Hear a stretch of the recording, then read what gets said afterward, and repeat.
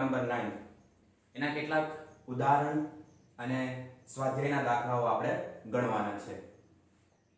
આની અગાઉ આપણે પૂર્ણ આંતરિક પરાવર્તનની ઘટના અને તેના ઉપયોગ, ત્યારબાદ આપણે ગોળીય સપાટી માટે વસ્તુ અંતર u અને પ્રતિબિંબ અંતર v વચ્ચેનો સંબંધ આપણે વક્રતા ત્રિજ્યા r અને માધ્યમોના વક્રીભવનાંકના પદમાં મેળવ્યો।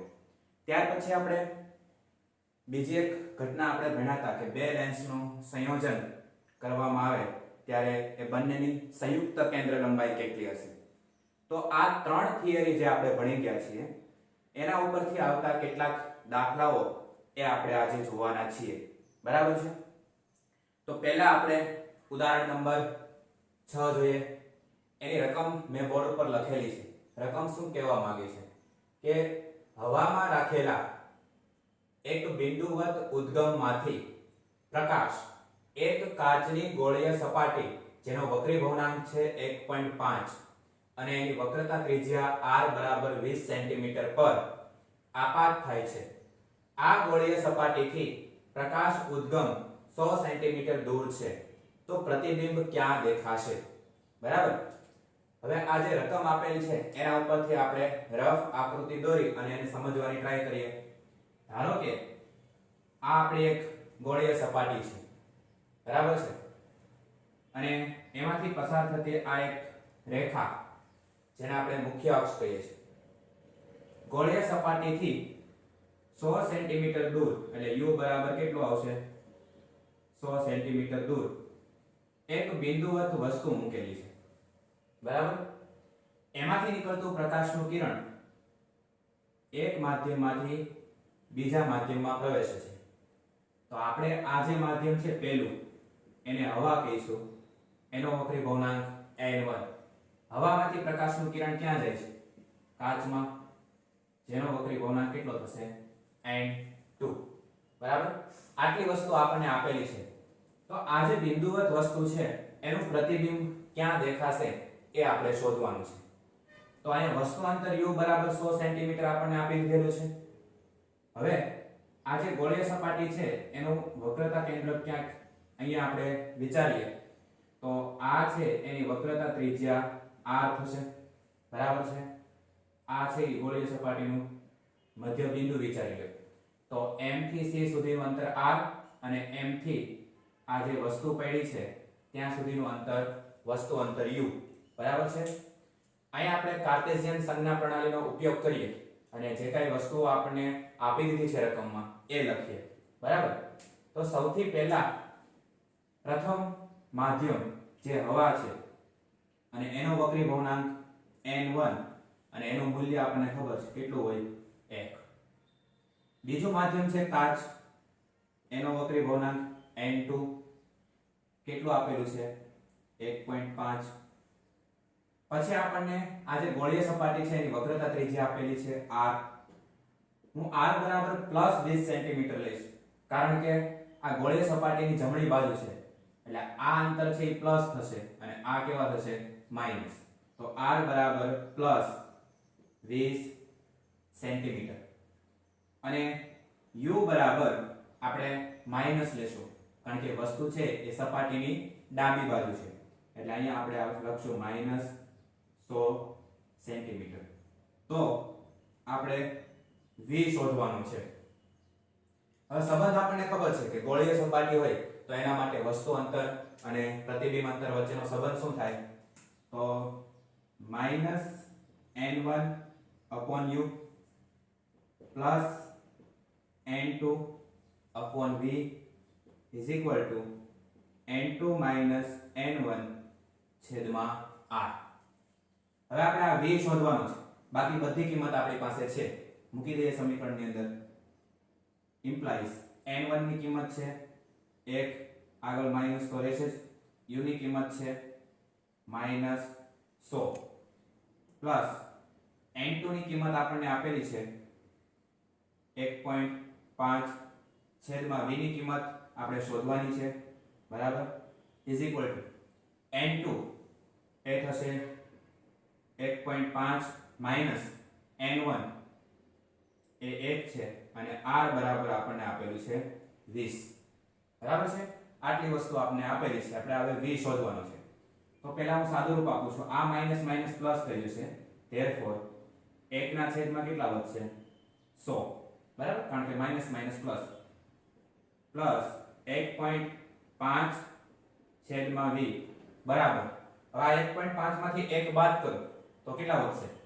તો 0.5 છેદમાં 20. આ 5 છે. 0.5 છેદમાં 20. હવે આ પદ છે એને હું ત્યાં રહેવા દઉં છું. આને ડાબી બાજુથી જમણી બાજુ લઈ જઉં છું. એટલે આ બાજુ છે પ્લસ છે, આ બાજુ જશે તો માઈનસ થશે. ધેરફોર 1.5 છેદમાં v આ એમનેમ રહેવા દીધું. બરાબર. આ એમનેમ લખીએ આપણે 0.5 છેદમાં 20. આ સાઈડ જશે એટલે માઈનસ 1 ના છેદમાં 100. હવે આપણે શું કરીએ? 100 છે એ લસા લઈ લઈએ. એટલે આને 5 વડે ગુણીને 5 વડે ભાગી નાખો એટલે આપણે 100 લસા તરીકે લઈ શકીએ. બરાબર. આ 100 મેં લસા તરીકે લીધા. આને તમે 5 વડે ગુણો એટલે આવશે 2.5 માઈનસ 1 અને આ બાજુ કેટલા છે? 1.5 ના છેદમાં v. ક્લિયર હતું? હવે આપણે શું કરીએ? સાદું રૂપ આપીએ. ધેરફોર 1.5 ના છેદમાં v એમનેમ રહેવા દઉં છું. બરાબર. 2.5 માંથી 1 જાય એટલે 1.5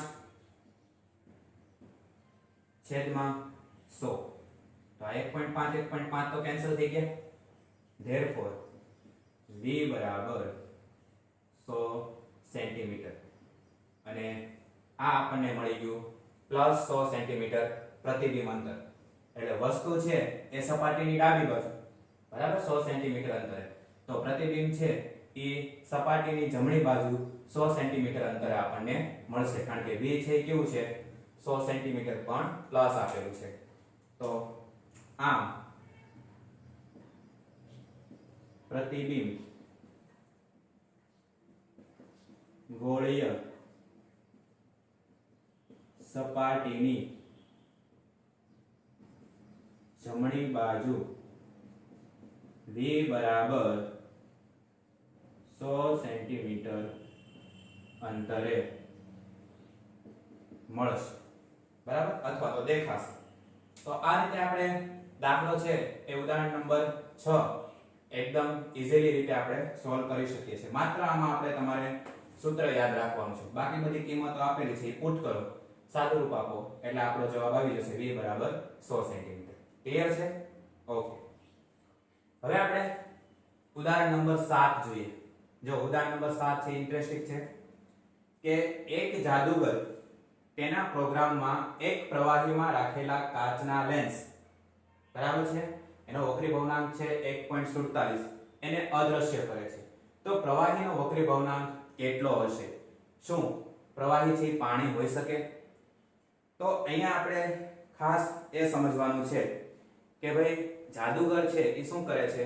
કોઈ એક પ્રવાહી છે એની અંદર કાચને નાખે છે એટલે કાચ આપણને દેખાતો નથી. મતલબ કે કાચ છે એ અદ્રશ્ય થઈ જાય છે. હવે આવું ક્યારે થાય કે જ્યારે પ્રવાહીનો વક્રી ભવનાંક અને કાચનો વક્રી ભવનાંક બંને કેવા થાય? સરખા. ખાસ મારા શબ્દોની અંદર ધ્યાન આપજો કે જ્યારે કોઈ પ્રવાહીની અંદર તમે લેન્સ અથવા તો કાચને ડુબાડો છો ત્યારે એ અદ્રશ્ય થઈ જાય. તો એના પાછળનું કારણ શું છે? તો કે જે પ્રવાહીમાં તમે કાચને ડુબાડો છો એ પ્રવાહીનો વક્રી ભવનાંક અને કાચનો વક્રી ભવનાંક બંને કેવા થવા જોઈએ? સરખા. તો જ આ જે પ્રવાહીમાં કાચને ડુબાડ્યો છે એ કેવો થાય? અદ્રશ્ય.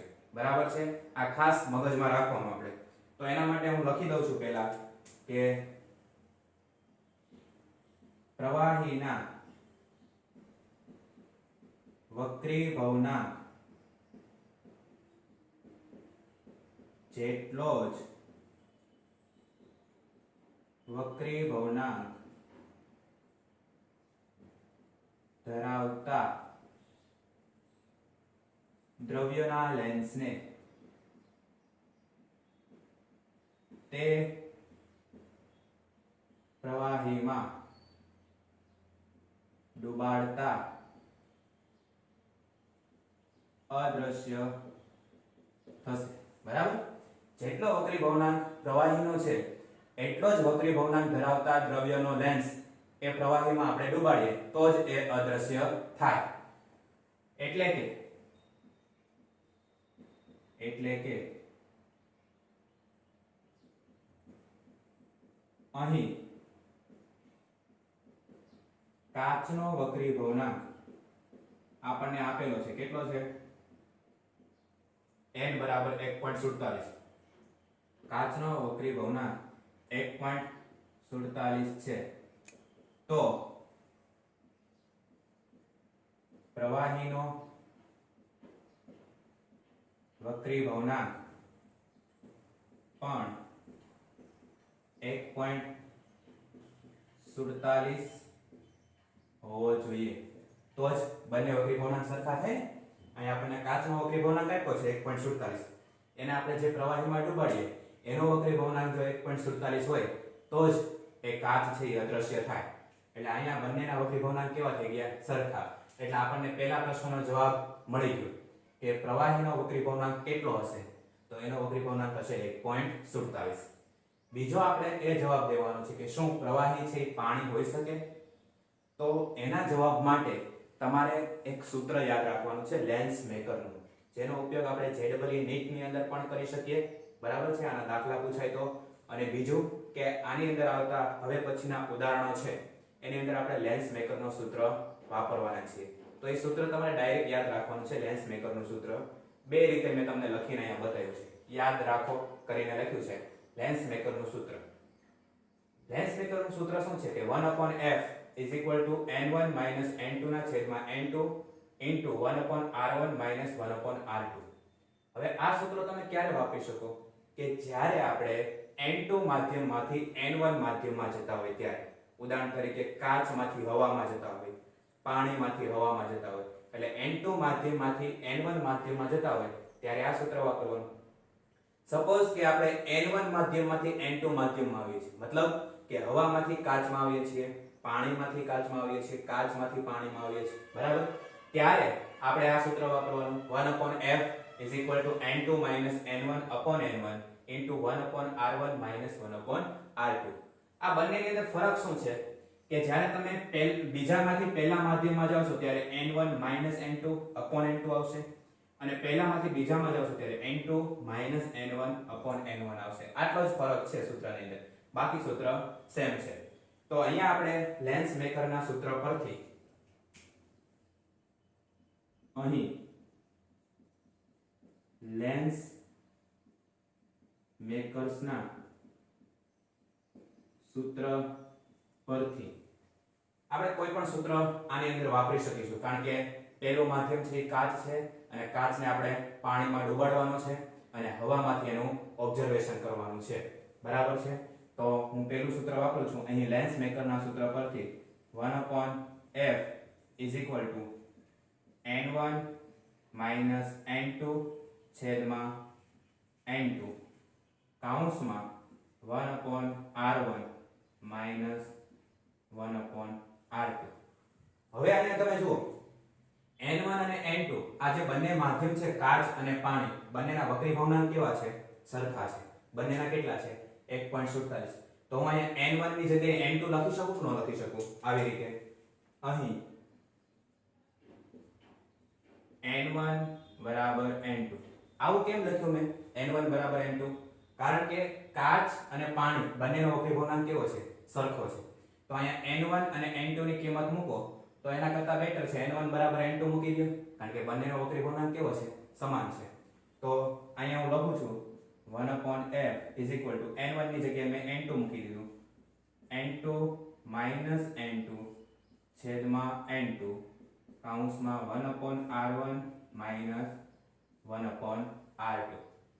હવે આ n2 minus n2 એટલે 0 થશે.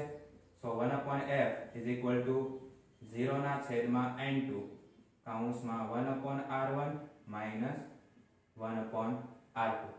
0 ની સાથે ગમે એટલા પદ ગુણાયેલા હોય એ કેવા થાય? 0.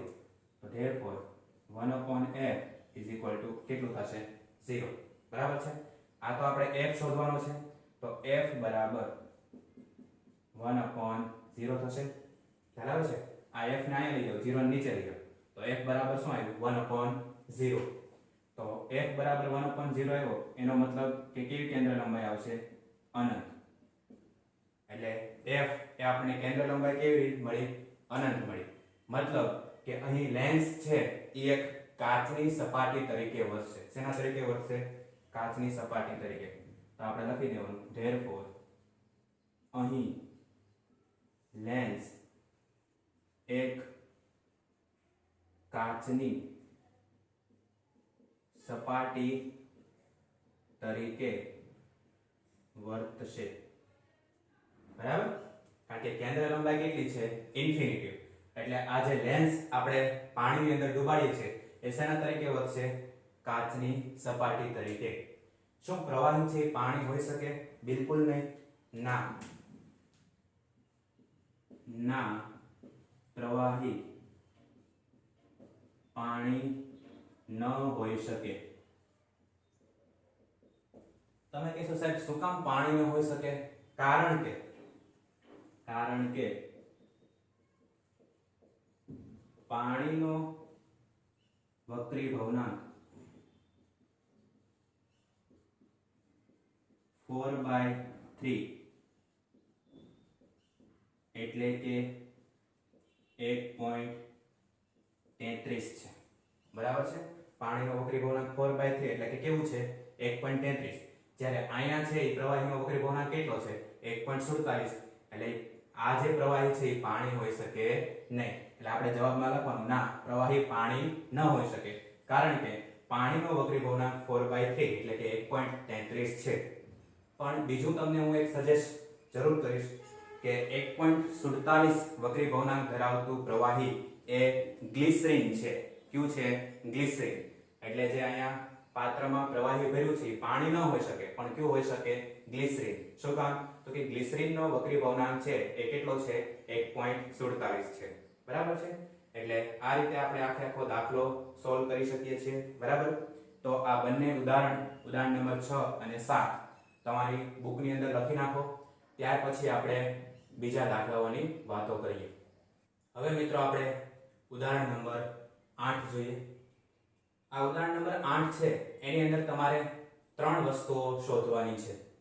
તો આપણે રકમ વાંચતા જઈએ અને માંગેલી વસ્તુઓ છે એ આપણે મેળવતા જઈએ. બરાબર છે? પહેલા આપણને કીધું છે કે f બરાબર 0.5 સેન્ટીમીટર, તો પાવર p બરાબર કેટલા થાય? બરાબર? અને પાવર શોધવો હોય તો આપણને એની વ્યાખ્યા ઉપરથી પાવર મળી જશે. બરાબર? તો પહેલા આપણે જોઈએ કે f બરાબર 0.5 સેન્ટીમીટર હોય તો p બરાબર કેટલા?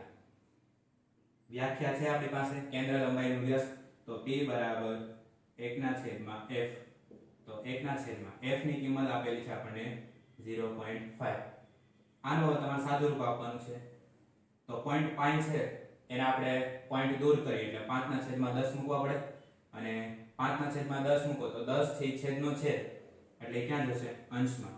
તો એના બરાબર આપણે લખી શકીએ 10/5 બરાબર 2 ડાયોપ્ટર. કારણ કે પાવરનો SI એકમ છે ડાયોપ્ટર. તો આ પહેલી વસ્તુ આપણને મળી ગઈ.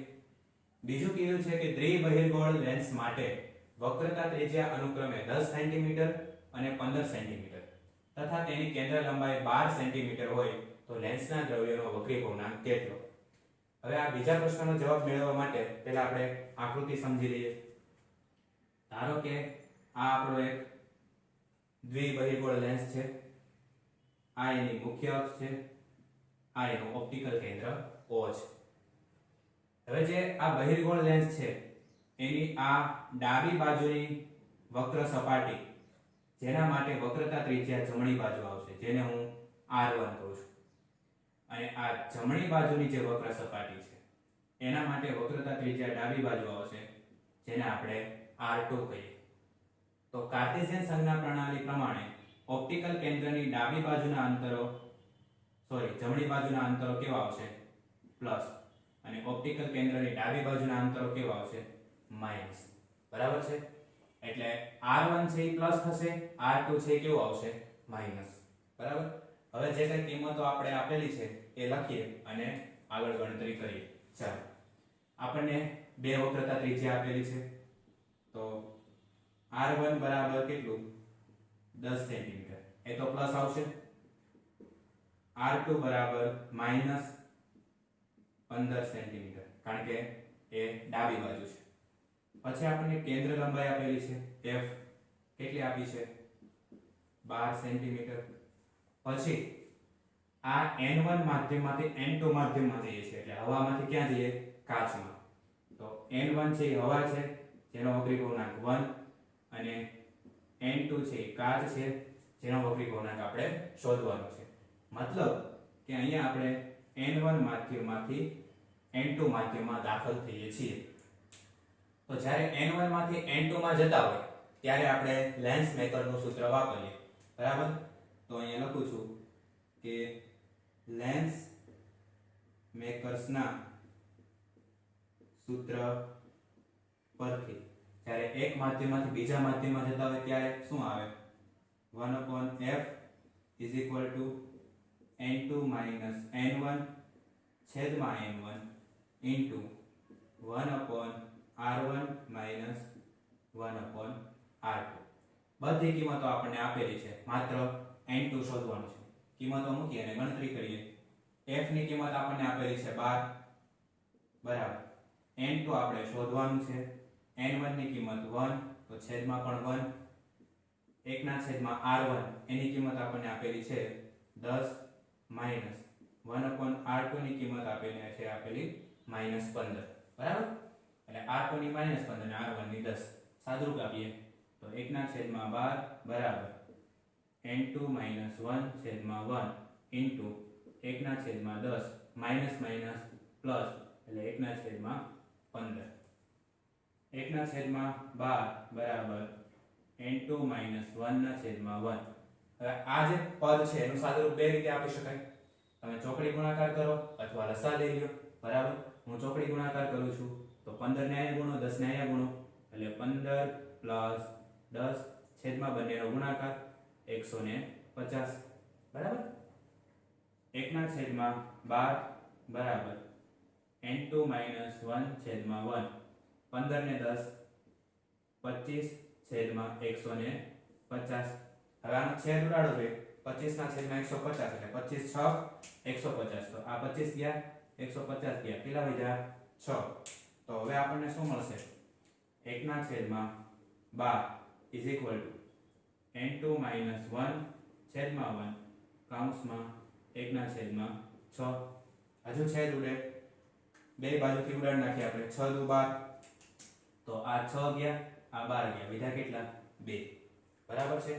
તો હવે ઉપર સ્ટેપ લખું છું 1/2 બરાબર અહીંયા શું વધ્યું n2 - 1/1 બરાબર. તો આ છેદમાં 1 છે લખીએ ન લખીએ કાંઈ ફેર પડશે નહીં. તો 1/2 બરાબર n2 - 1. તમારે તો n2 શોધવાનું -1 છે આ બાજુ માઈનસ છે આ બાજુ લઈ જાઓ એટલે પ્લસ. તો 1/2 પ્લસ 1 બરાબર n2. તો 1/2 પ્લસ 1 એટલે 1.5 બરાબર n2 જે આપણે શોધવાનું હતું. બરાબર. એટલે લેન્સના દ્રવ્યનો વક્રી ગુણાંક આપણને કેટલો મળશે 1.5. એટલે બીજાનો જવાબ મળી ગયો. હવે આપણે ત્રીજો દાખલો જોઈએ. ત્રીજો આપણને શું કીધું છે કે એક બહિર્ગોળ લેન્સ માટે હવામાં f બરાબર 20 સેન્ટીમીટર તો પાણીમાં f બરાબર કેટલા. એક બહિર્ગોળ લેન્સ માટે હવામાં એટલે આપણે કેન્દ્ર લંબાઈ એની f a કહીએ એ કેટલી છે 20 સેન્ટીમીટર બરાબર છે. તો પાણીમાં આપણે fw શોધવાનું છે. તો fw બરાબર શું. બીજો આપણને આપેલું છે હવા પાણીનો વક્રી ગુણાંક 1.33 અને હવા કાચનો વક્રી ગુણાંક 1.5. તો આપણે પાણીનો વક્રી ગુણાંક nw કહીએ એ આપેલો છે 1.33, કાચનો વક્રી ગુણાંક ng કહીએ એ આપેલો છે 1.5. તો fw બરાબર કેટલા થાય એ આપણે શોધવાનું છે.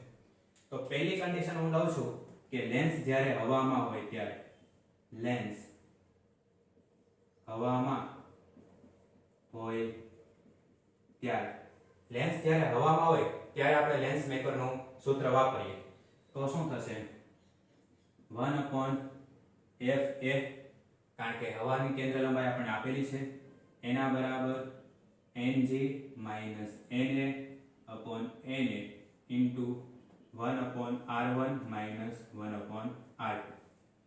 તો અહીંયા આપણને કોની કિંમત મળશે 1/r1 - 1/r2 ની કિંમત આપણે અહીંયા શોધવા જઈ રહ્યા છીએ તો શું થશે 1/fa fa આપણને આપેલું છે 20 બરાબર ng 1.5 minus na 1/1 into મળશે 1/r1 minus 1/r2. આ પદ આપણે મેળવવું છે તો ખાલી સાદુરૂપ આપવાનું છે 1/20 બરાબર 1.5 minus 1 મતલબ 0.5 into 1/r1 minus 1/r2 બરાબર 0.5 અને 20 આ 0.5 નો અહીંયા લઈ આવો એટલે 20 સાથે ગુણાશે તો આ આવશે 1/10 ખ્યાલ આવ્યો 0.5 ગુણ્યા 20 એટલે 1/10 બરાબર 1/r1 minus 1/r2 1/10 કરો કેટલું આવે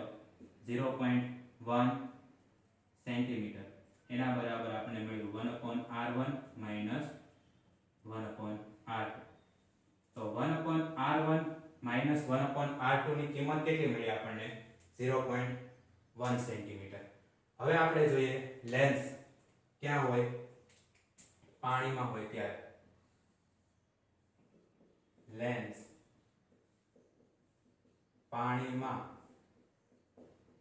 હોય ત્યારે લેન્સ મેકરનું સૂત્ર શું થશે 1/fw જે આપણે શોધવાનું છે એના બરાબર ng minus nw ના છેદમાં nw into 1/r1 minus 1/r2 બધાની કિંમત આપણી પાસે છે આપણે શું શોધવાનું છે fw બધી કિંમતો મૂકી દઈએ એટલે આપણો જવાબ આવી જશે 1/fw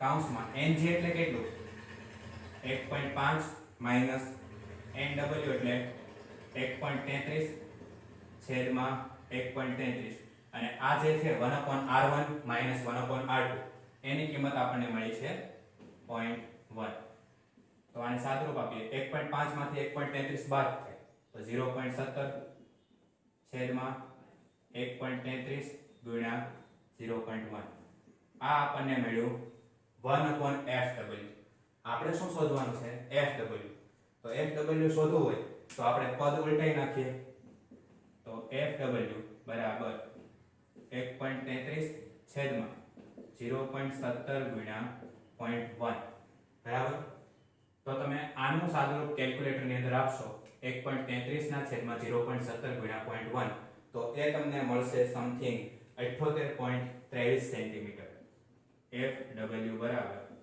78.23 સેન્ટીમીટર જે આપણે શોધવાનું હતું કે જ્યારે લેન્સ પાણીમાં હોય ત્યારે કેન્દ્ર લંબાઈ કેટલી થાય તો fw એટલે પાણીમાં રહેલા લેન્સની કેન્દ્ર લંબાઈ 78.23 સેન્ટીમીટર તો ઓલ ઓવર આ જે દાખલો છે એકદમ સિમ્પલ છે અને સરળ છે અહીંયા આપણે ત્રણ વસ્તુઓ શોધવાની હતી પહેલા આપણે કેન્દ્ર લંબાઈ ઉપરથી પાવર જે આપણને 2 ડાયોપ્ટર મળ્યો ત્યાર પછી બધી વસ્તુઓ આપેલી હતી લેન્સના દ્રવ્યનો વક્રી ભવનાંક શોધવાનો હતો એ આપણને 1.5 મળ્યો અને છેલ્લે આપણે લેન્સ જ્યારે પાણીમાં હોય ત્યારે એની કેન્દ્ર લંબાઈ કેટલી થાય એ શોધવાની હતી તો ત્રણે ત્રણ વસ્તુઓ આપણે અહીંયા મેળવી લીધી છે વ્યવસ્થિત તમારી બુકની અંદર આખો દાખલો લખી નાખો ત્યાર પછી આપણે પૂર્ણ આંતરિક પરાવર્તનની ઘટના એના બે એક્ઝામ્પલ જે બાકી છે એ ગણીએ હવે મિત્રો આપણે સ્વાધ્યાયનો દાખલા નંબર 17 જોઈએ જે પૂર્ણ આંતરિક પરાવર્તનની ઘટના ઉપર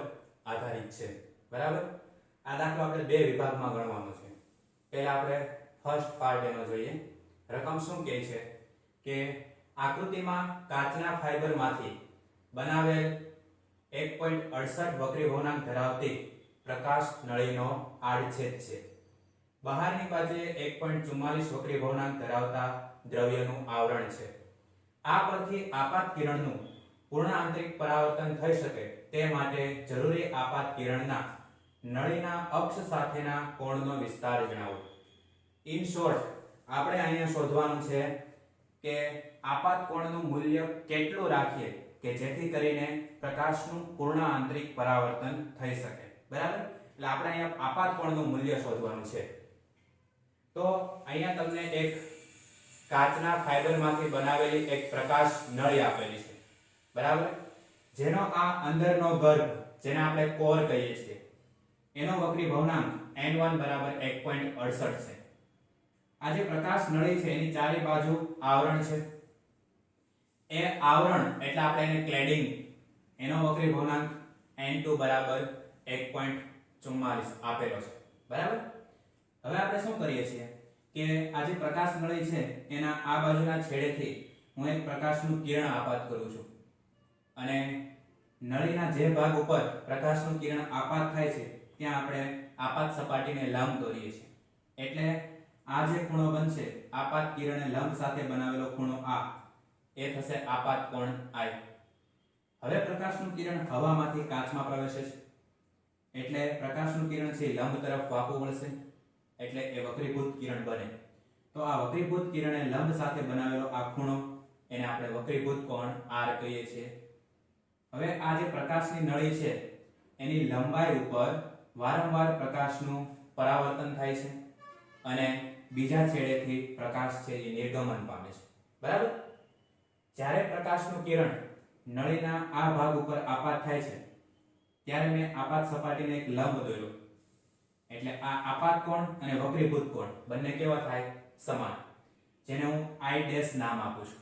બરાબર છે, તો અહીંયા આપણે શોધવાનું છે કે આ જે આપાત કોણનું મૂલ્ય છે એ કેટલું રાખવું જોઈએ કે જેથી કરીને આની અંદર પૂર્ણ આંતરિક પરાવર્તનની ઘટના બને. બરાબર, એ આપણે શોધવાનું છે. તો આપણને ખબર છે કે આપાત કોણનું મૂલ્ય છે એ ક્રાંતિ કોણ કરતા થોડું વધારવામાં આવે તો પૂર્ણ આંતરિક પરાવર્તનની ઘટના થાય. બરાબર, તો આપણે અહીંયા લખીએ અહીં પ્રકાશ નળીમાં પૂર્ણ આંતરિક પરાવર્તન થવા માટે I' greater than IC થવું જોઈએ. મતલબ આપાત કોણ છે એ ક્રાંતિ કોણ કરતા વધવો જોઈએ તો જ આપણને પૂર્ણ આંતરિક પરાવર્તનની ઘટના મળશે. તો હવે પહેલા આપણે IC શોધીએ કે ભાઈ ક્રાંતિ કોણ અહીંયા કેટલો બને છે, પછી એના ઉપરથી આપણે આપાત કોણનું મૂલ્ય શોધી શકીએ. તો અહીંયા હું ક્રાંતિ કોણ શોધું છું અને ક્રાંતિ કોણ શોધવાનું સૂત્ર આપણને બે વક્રી ભવનાંક આપેલા છે. તો સૂત્ર શું થાય એ આપણે પૂર્ણ આંતરિક પરાવર્તનની અંદર ભણી ગયા કે IC બરાબર sin ઇન્વર્સ n2 ના છેદમાં n1. બરાબર, આવું સૂત્ર આપણે ભણી ગયા હતા કે જ્યારે વક્રી ભવનાંક આપેલો હોય એને અનુરૂપ તમારે ક્રાંતિ કોણ શોધવો હોય તો સૂત્ર આ વાપરવાનું IC બરાબર sin ઇન્વર્સ n2 ના છેદમાં n1. હવે તો સિમ્પલ છે કે ભાઈ sin ઇન્વર્સ n2 કેટલો 1.44, n1 કેટલો 1.68. બંનેનો તમે ભાગાકાર કરશો તો જવાબ મળશે sin ઇન્વર્સ 1.44 ભાગ્યા 1.68 કરશો એટલે તમને જે જવાબ મળે છે એ મળશે 0.8571. કેટલો મળશે? 0.8571. હવે નેચરલ સાઇન ના ટેબલમાં તમારે આ 0.8571 છે એની વેલ્યુ જોવાની એટલે એ તમને ડિગ્રીમાં મળશે 59 ડિગ્રી. કેટલો મળશે? 59 ડિગ્રી. તો આ આપણને મળી ગયો ક્રાંતિ કોણ. હવે આપણને ખબર છે કે ભાઈ IC A I' greater than IC માટે I છે એ કેટલો થવો જોઈએ? 59 ડિગ્રી કરતા વધારે થવો જોઈએ તો જ પૂર્ણ આંતરિક પરાવર્તનની ઘટના બને. આ જે કન્ડિશન છે I' greater than IC એ અનુસાર આપાત કોણ છે એના ક્રાંતિ કોણ કરતા વધે, મતલબ કે 59 ડિગ્રી કરતા વધારે આવે તો જ આપણને પૂર્ણ આંતરિક પરાવર્તનની ઘટના મળશે. એટલે I dash greater than IC માટે I ગ્રેટર ધેન કેટલું થવું જોઈએ? 59 ડિગ્રી. તો આપણે આ વક્રીભૂત કોણ છે R એ શોધવો હોય તો મળી જાય. જો વક્રીભૂત કોણ R શોધવા માટે શું કરવાનું? આ જે ખૂણો છે કેટલાનો બનશે? લંબ સાથે બનાવેલો ખૂણો 90 ડિગ્રીનો બને. તો આ 90 ડિગ્રીનો આ I ડેશ આપણને ખબર છે 59, તો R મળી જશે ને. તો R બરાબર શું થાય? R બરાબર 90 ડિગ્રી માઈનસ 59 ડિગ્રી. સો વક્રીભૂત કોણ કેટલો આવ્યો? 31 ડિગ્રી. આ આપણને મળી ગયો R. તો તમારી પાસે IC છે, R મળી ગયું. બરાબર. હવે મારે આપાત કોણ શોધવો હોય તો ઈઝીલી રીતે મળી શકે. આ જે બિંદુ છે આપાત બિંદુ A, ત્યાં આગળ હું સ્નેલનો નિયમ લગાડું. તો આપણે અહીં લખીએ કે બિંદુ A પાસે સ્નેલનો નિયમ લાગુ પાડતા. બરાબર. સ્નેલનો નિયમ તો હવે તમે જાણો છો, n1 sin I is equal to n2 sin R. બધી વેલ્યુ છે આપણી પાસે, માત્ર આપણે I ફાઇન્ડ કરવાનો છે. તો પહેલા હું શું કરીશ? sin I છે અને સૂત્રનો કરતા બનાવું. sin I બરાબર n2 sin R છેદમાં શું આવી જશે? n1. ચાલો આ બધી કિંમત મૂકી દઈએ. n2 એટલે કેટલું? 1.44 છેદમાં n1 એટલે 1.68 અને sin R કેટલું મળ્યું? 31. એટલે અહીંયા મૂકીએ આપણે sin 31. R ની જગ્યાએ હું 31 મૂકું છું જે આપણને મળેલું છે. ચાલો અહીંથી ઉપર લખવાનું છે હવે. તો sin I બરાબર 1.44 ભાગ્યા 1.68 કરો એટલે કેટલું આવે? 0.8571 એને ગુણ્યા sin R એટલે sin 31 અને sin 31 ની વેલ્યુ કેટલી થાય એ તમારે નેચરલ સાઈનમાં જોવાનું. એટલે એ આવશે 0.5150. 0.5150. આ બંનેનો તમે ગુણાકાર કરશો એટલે તમને જવાબ મળશે 0.8652. ખબર પડી ને? આ જે sin 31 છે એની વેલ્યુ કેટલી આવી? 0.5150. એ તમારે નેચરલ સાઈનના ટેબલમાં જોવાનું. બંનેનો ગુણાકાર કરો એટલે 0.8652. આપણે તો I શોધવાનું છે. તો I બરાબર sin ઇન્વર્સ 0.8652 અને 0.8652 એનું તમે મૂલ્ય ડિગ્રીમાં જુઓ તો એ આવશે 60 ડિગ્રી. તો આપણને આપાત કોણ કેટલો મળી ગયો? I બરાબર 60 ડિગ્રી. બરાબર. એનો મતલબ કે જો આપાત કોણનું મૂલ્ય 0 લેસ ધેન I 60 ડિગ્રી માટે આપાત થતા કિરણ માટે પૂર્ણ આંતરિક પરાવર્તન થશે. બરાબર. અહીંયા માટેની જગ્યાએ એ લખ કે ભાઈ આપાત કોણનું મૂલ્ય છે એ 60 ડિગ્રી હોય તો એટલા કોણે આપાત થતા કિરણ માટે પૂર્ણ આંતરિક પરાવર્તનની ઘટના બનશે. એ આપણે અહીંયા શોધવાનું હતું. I બરાબર કેટલું આવ્યું? 60. એટલે આ જે આપણો આપાત કોણ છે એટલે કે પ્રકાશીય નળી છે એની અક્ષ સાથે આપાત કિરણે બનાવેલો ખૂણો એ કેટલો હોવો જોઈએ? 60 ડિગ્રીનો. તો અહીંયા પૂર્ણ આંતરિક પરાવર્તનની ઘટના બનશે. એ આપણે શોધી લીધું. બીજો ભાગ શું કહેવા માંગે છે કે જો પાઇપની બહારની બાજુએ કોઈ આવરણ ન કરવામાં આવે તો જવાબ ગણો. અહીંયા તો શું હતું? પાઇપની બહારની બાજુએ આવરણ હતું. આ બીજા વિભાગની અંદર આપણે એમ કહ્યું છે કે આ પાઇપ છે એની બહારની બાજુએ કોઈ આવરણ ન કરવામાં આવે તો તમારો જવાબ શું થશે? તો એની મેં આકૃતિ અહીંયા બતાવી છે. અહીં કોઈ આવરણ છે નહીં. મતલબ કે આ પાઇપનો અંદરનો ગર્ભ છે એનો વક્રી ભવનાંક 1.68. પછી બહાર તો આવરણ કોઈ નથી એટલે ડાયરેક્ટ શું આવી જશે? હવા. તો હવાનો વક્રી ભવનાંક કેટલો? 1 છે. તો સેમ પ્રોસેસ કે અહીંયા મેં પ્રકાશનું કિરણ આપાત કર્યું છે, આપાત બિંદુએ લંબ દોર્યો એટલે આ આપણો થશે આપાત કોણ, આ થશે વક્રીભૂત કોણ R.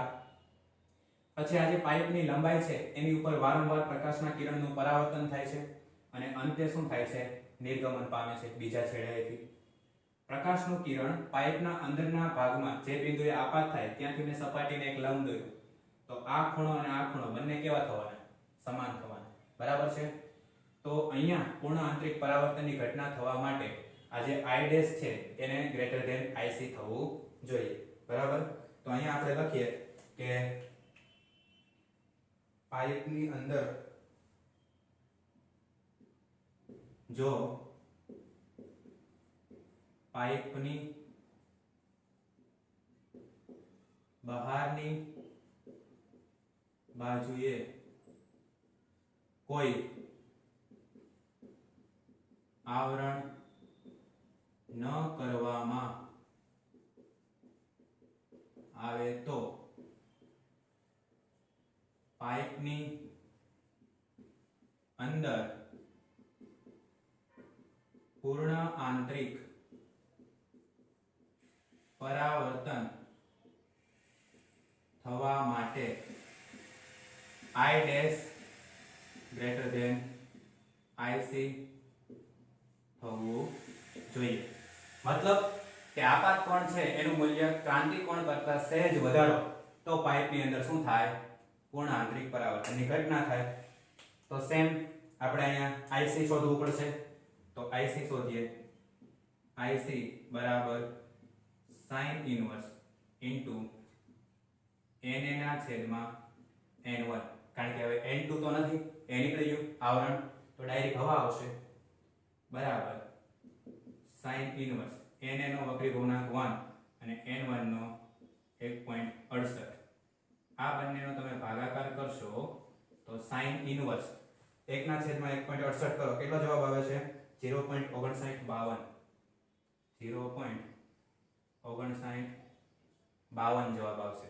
અને એની તમે વેલ્યુ નેચરલ સાઇન ના ટેબલ ની અંદર જોશો તો સમથિંગ તમારો કોણ આવશે 36.5 ડિગ્રી. બરાબર. આ તમને IC મળી જશે 36.5 ડિગ્રી. એ આપણો ક્રાંતિ કોણ થયો. હવે આના કરતા જો આપાત કોણનું મૂલ્ય વધે તો જ આપણને પૂર્ણ આંતરિક પરાવર્તનની ઘટના બને. તો અહીંયા હું એક વસ્તુ ધારી લઉં છું. ધારો કે આપણો આપાત કોણ છે 90 ડિગ્રીનો છે. કેટલા ડિગ્રીનો છે આપાત કોણ? 90 ડિગ્રીનો. તો એને અનુરૂપ વક્રીભૂત કોણ છે એ આપણો 36.5 ડિગ્રી થશે. જો આ કન્ડિશન હું ધારું છું, જો અહીં લખું છું, ધારો કે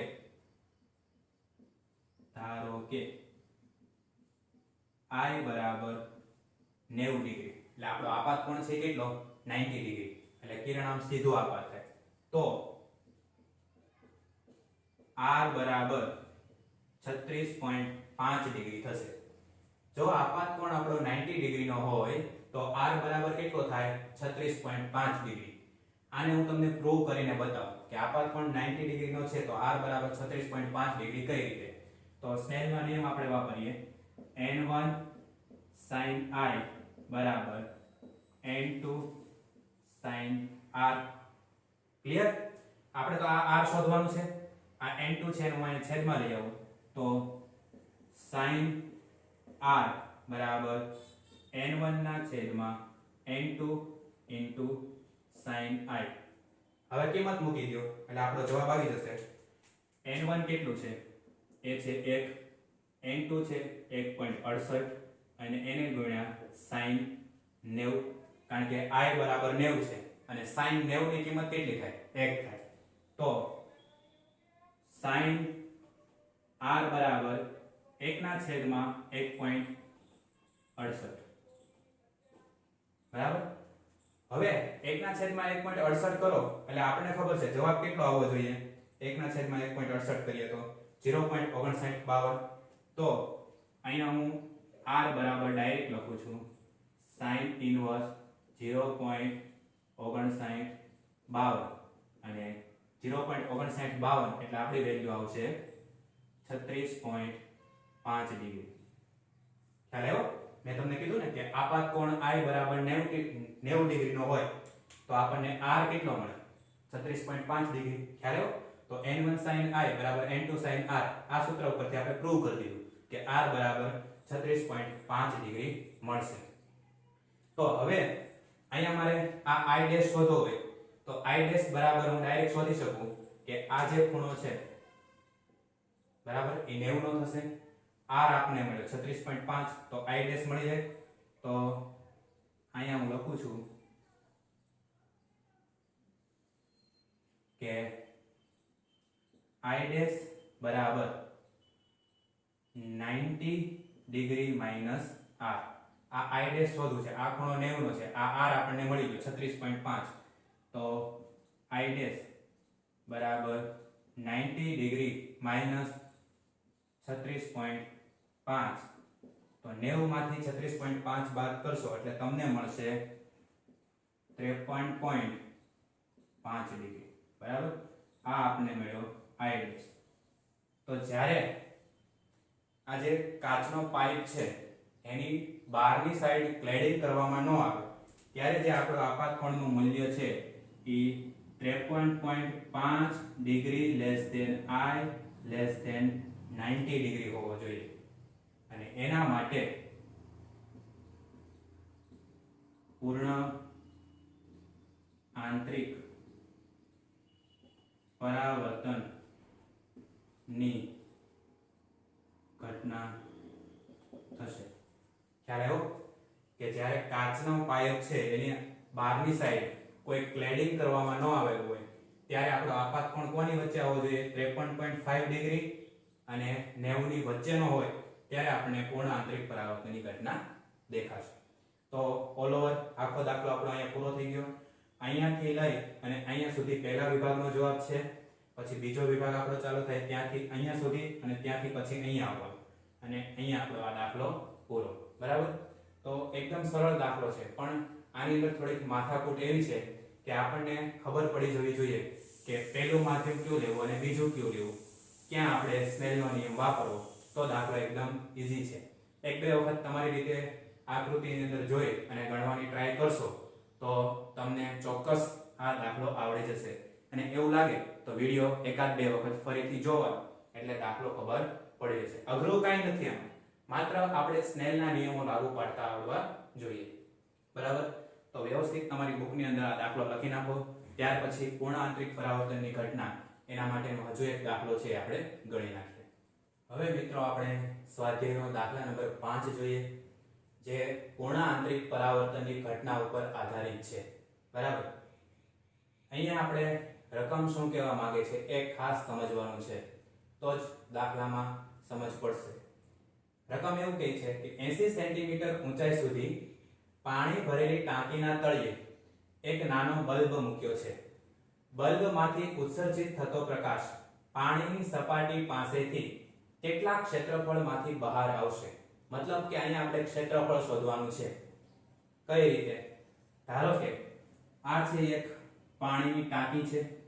બરાબર, આ પાણીની ટાંકીમાં અહીંયા સુધી મેં પાણી ભરેલું છે. મતલબ કેટલી ઊંચાઈ સુધી પાણી ભરેલું છે? તો કે h બરાબર 80 સેન્ટીમીટર સુધી મેં આ ટાંકીમાં પાણી ભરેલું છે. અને આ જે 80 સેન્ટીમીટર છે ને મીટરમાં કન્વર્ટ કર્યું એટલે જવાબ આવ્યો 0.8 મીટર. બરાબર, હવે જે આ ટાંકી છે એના તળિયે એક નાનો બલ્બ મૂકેલો છે અને આ બલ્બમાંથી ઉત્સર્જિત થતો પ્રકાશ એ પાણીની સપાટી પાસેથી કેટલા ક્ષેત્રફળમાંથી બહાર આવે એ ક્ષેત્રફળ આપણે શોધવાનું છે. બરાબર, તો હું એમ કહું કે આ જે બલ્બ છે એમાંથી ઉત્સર્જિત થતા પ્રકાશનું એક કિરણ ધારો કે પાણીની સપાટી ઉપર લંબ રૂપે આ રીતે આપાત થાય છે.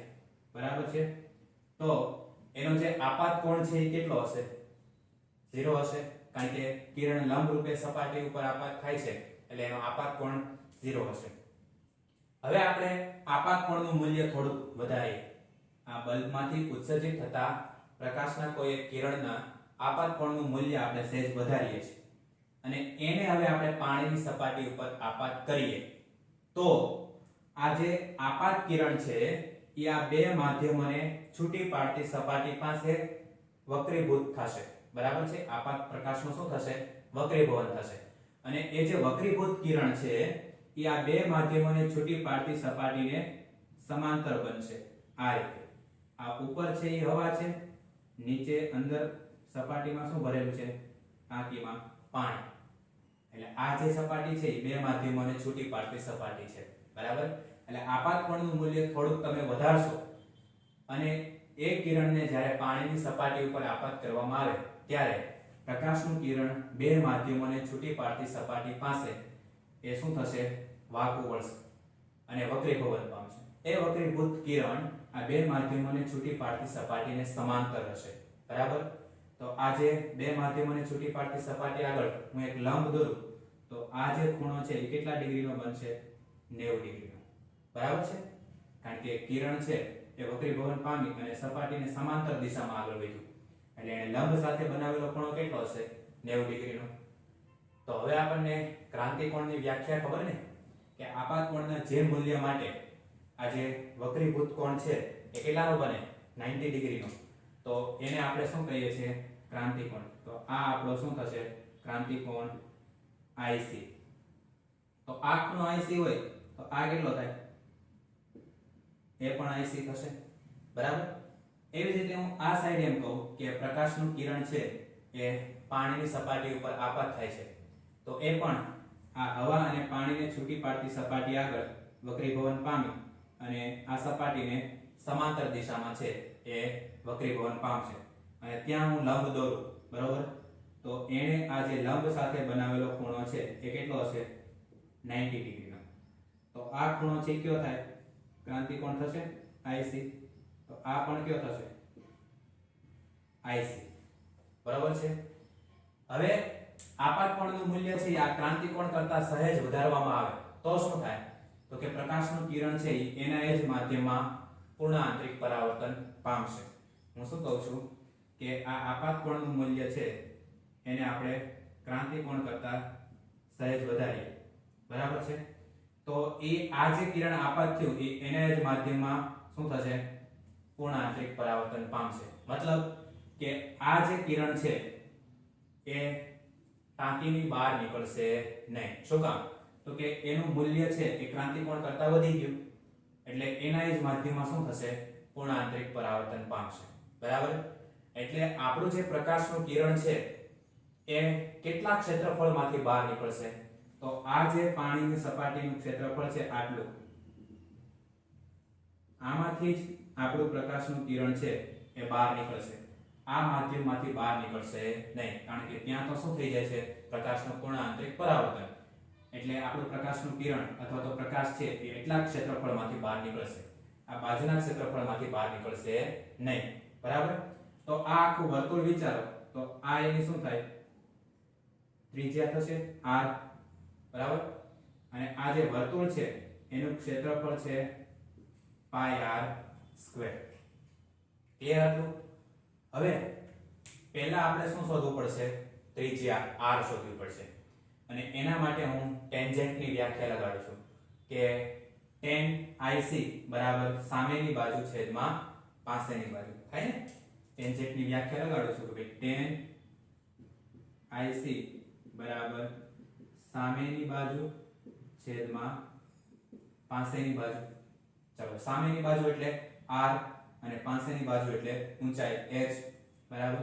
તો અહીંયા આપણે કહી શકીએ કે r ના છેદમાં h. આ આપણને શું મળી ગયું? tan IC. અમારે IC ની વેલ્યુ શોધવાની છે ક્રાંતિકોણની. તો એક આપણને ખબર છે એ શોધવાનું સૂત્ર IC બરાબર sin ઇન્વર્સ. એક માધ્યમમાંથી બીજા માધ્યમ એટલે હવામાંથી આપણે પાણીમાં જઈએ છીએ તો હવાનો વક્રીભવનાંક હું n1 કહું, પાણીનો વક્રીભવનાંક n2 કહું. બરાબર? તો sin ઇન્વર્સ હવાનો વક્રીભવનાંક 1 અને પાણીનો કેટલો થશે? 1.33. આ જે પાણી છે એનો વક્રીભવનાંક 1.33 થાય. તો 1/1.33 કરો તો કેટલું આવે છે? એ તમને મળશે 0.7518. 0.7518. આ આપણને IC મળે. ચાલો, 0.7518 ની વેલ્યુ છે એ તમે નેચરલ સાઈન ના ટેબલની અંદર જોશો તો તમને ખૂણો મળશે 48.7 ડિગ્રી. કેટલો મળે? 48.7 ડિગ્રી. તો આ જે IC ની વેલ્યુ છે આપણે આ tan IC ની અંદર મૂકી દઈએ. ચાલો મૂકીએ. તો 10 IC બરાબર કેટલો મૂકવાનો 48.7 ડિગ્રી એના બરાબર R છેદમાં H R તમારે શોધવાનો H તો આપેલો છે તો R બરાબર H into 10 48.7 ડિગ્રી H કેટલું આપ્યું છે 0.8 10 48.7 ડિગ્રી એની કિંમત તમારે જોઈ લેવાની છે નેચરલ ટેન્જન્ટ ની અંદર એ આવશે 1.1383 1.1383 આ બંનેનો ગુણાકાર કરો એટલે તમને જવાબ મળશે 0.9106 0.9106 આ મળી ગયું તમને મીટર ની અંદર જવાબ બરાબર ત્રિજ્યા આપણને મીટરમાં કેટલી મળી 0.9106 મીટર હવે ત્રિજ્યા આવી ગઈ તો વર્તુળનું ક્ષેત્રફળ આપણને ખબર પાઈ r સ્ક્વેર તો therefore વર્તુળનું ક્ષેત્રફળ બરાબર પાઈ r સ્ક્વેર પાઈ ની કિંમત કેટલી 3.14 અને r ની કિંમત 0.9106 ગુણ્યા 0.9106 એનો આપણે શું કરવાનો વર્ગ તો આનું તમે કેલ્ક્યુલેટર ની અંદર સાદુરૂપ આપો એટલે તમને જવાબ મળશે 2.6036 2.6036 અને મીટર સ્ક્વેર કારણ કે ક્ષેત્રફળ છે તો જે આપણા બલ્બમાંથી ઉત્સર્જિત થતો પ્રકાશ છે એ પાણીની સપાટી પાસેથી એટલા ક્ષેત્રફળમાંથી બહાર આવશે એ ક્ષેત્રફળનું મૂલ્ય કેટલું મળ્યું આપણને 2.6036 બરાબર મીટર સ્ક્વેર તો ઓલ ઓવર દાખલો છે એકદમ સરળ છે પણ અહીંયા સમજવાનું શું છે આકૃતિ જ ખાસ સમજવા જેવી છે એક વખત ફરીથી તમને એક્સપ્લેન કરી દઉં છું આપણે કરવાનું શું છે કે આ એક આખી પાણીની ટાંકી છે એને આપણે 80 સેન્ટીમીટરની ઊંચાઈ સુધી પાણીથી ભરવાની છે પાણીના તળિયે ટાંકીના તળિયે એક બલ્બ મૂકેલો છે બલ્બમાંથી ઉત્સર્જિત થતો પ્રકાશ કેટલા ક્ષેત્રફળમાંથી બહાર આવશે એ આપણે શોધવાનું છે બરાબર તો આપણે એવું કીધું હતું કે બલ્બમાંથી ઉત્સર્જિત થતા પ્રકાશનું એક કિરણ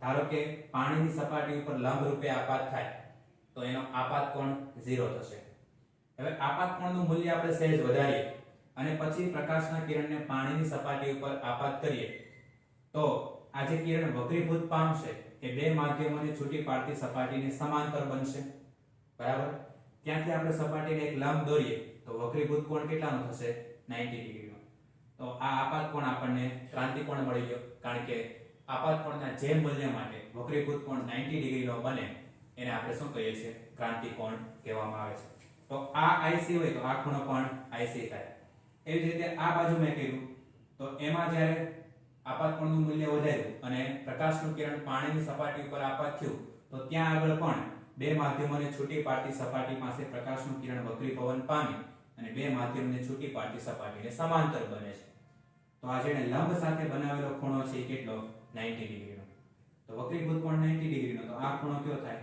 ક્રાંતિ કોણ તો એને અનુરૂપ આ ખૂણો પણ ક્રાંતિ કોણ થશે હવે આપાત કોણનું મૂલ્ય આપણે ક્રાંતિ કોણ કરતા વધારીએ તો શું થાય તો કે પ્રકાશનું કિરણ એના જ માધ્યમની અંદર પૂર્ણ આંતરિક પરાવર્તન પામશે મતલબ કે પ્રકાશ છે એ હવે ક્રાંતિ કોણ કરતા મૂલ્ય વધારવામાં આવે તો એ પાણીની સપાટીમાંથી બહાર નીકળશે નહીં મતલબ કે આ જે એટલું ક્ષેત્રફળ છે એમાંથી જ પ્રકાશનું કિરણ બહાર નીકળી શકે એના કરતા વધારવામાં આવે તો એના જ માધ્યમની અંદર પ્રકાશ છે પૂર્ણ આંતરિક પરાવર્તન પામશે તો આપણે આખું વર્તુળ વિચાર્યું આ એની ત્રિજ્યા લઈ લીધી આ વર્તુળનું ક્ષેત્રફળ પાઈ r સ્ક્વેર જે આપણે શોધવાનું છે તો પહેલા આપણે અહીંયા r શોધવું છે તો r શોધવા માટે મેં ટેન્જન્ટની વ્યાખ્યા લગાડી કે tan IC બરાબર સામેની બાજુ છેદમાં પાસેની બાજુ તો tan IC બરાબર સામેની બાજુ r છેદમાં પાસેની બાજુ h પહેલા આપણે IC શોધવો પડે તો જ આપણને r મળશે તો IC શોધવા માટે મેં sin ઇન્વર્સ બરાબર n1 ના છેદમાં n2 n1 હવા છે એનો વક્રી ગુણાંક 1 n2 પાણી છે એનો વક્રી ગુણાંક 1.33 તો sin ઇન્વર્સ 1 ના છેદમાં 1.33 આનો બંનેનો ભાગાકાર કરો એટલે 0.7518 અને IC બરાબર આપણને મળશે 48.7 ડિગ્રી આ IC ની કિંમત આ tan IC ની અંદર મૂકો એટલે આપણને r મળી જશે. r બરાબર h * 10 48.7. h ની વેલ્યુ 0.8 મીટર. 48.7 એટલે આપણે ટેન્જેન્ટ ની અંદર જોશું એટલે એ આવશે 1.1383. બંનેનો ગુણાકાર કરશો એટલે r બરાબર 0.9106 મીટર. બરાબર, આ આપણને ત્રિજ્યા મળી ગઈ. હવે તો વર્તુળના ક્ષેત્રફળનું સૂત્ર છે πr². પાઈ ની કિંમત અચળ 3.14 એને ગુણ્યા r², 0.9106 નો સ્ક્વેર. તો આનું ક્ષેત્રફળ 2.6036 મીટર સ્ક્વેર. મતલબ કે બલ્બમાંથી ઉત્સર્જિત થતો પ્રકાશ એ એટલા ક્ષેત્રફળમાંથી બહાર નીકળશે. એના કરતાં ક્ષેત્રફળ વધારવામાં આવે તો પ્રકાશ છે એ એના જ માધ્યમમાં કોણાંતરિક પરાવર્તન પામશે. બરાબર, તો આ રીતે આજે આપણે જે કંઈ દાખલાઓ જોયા છે એ વ્યવસ્થિત તમારી બુકની અંદર લખી નાખજો. નેક્સ્ટ ટાઈમ આપણે બાકીના જે દાખલા છે લેન્સના એ જોઈશું. બરાબર, ત્યાં સુધી જય હિન્દ, જય ભારત.